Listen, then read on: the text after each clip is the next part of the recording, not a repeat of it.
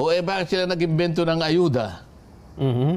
5 klaseng ayuda, kapag sinuma mo lahat, 194 billion na pinamibigay lang ng walang kapararakan. Oho. Sa mga tuwid, kolekta ka ng kolekta. Pinamimigay mo lang ng Pamimigay ganun. din Hindi mo pala. naman alam kung talagang ito ay naibibigay sa dapat na bigyan. Oho. Wala namang report, wala namang ulat. Ilan ba yung nabigyan ninyo? Isip-isipin mo, 4 na ayuda na nakatala sa ating GAA 2025. Pagka sinuma mo yung 5 ayuda na yan, alam mo kung magkano lahat yan? 194 billion. 94 billion, okay. Oh, bakit mo kinolekta pagkatapos ipamimigay mo lang ng walang kapararangan? Oho. Walang report, walang ulat, walang guideline. Maano man lang na, halimbawa, si Secretary Nelson Lubao,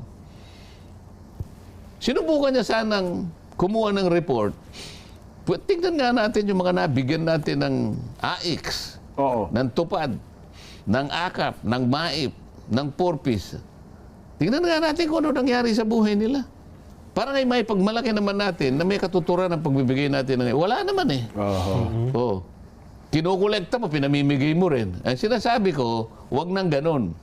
O di alisin mo na yung ayuda ka para wag ka nang namumroblema. Oo nga Samantala nga sinasabi ko 120 billion lang. Oho. Sa'yo 194 billion. Yun ang sinasabi ko. Ayun.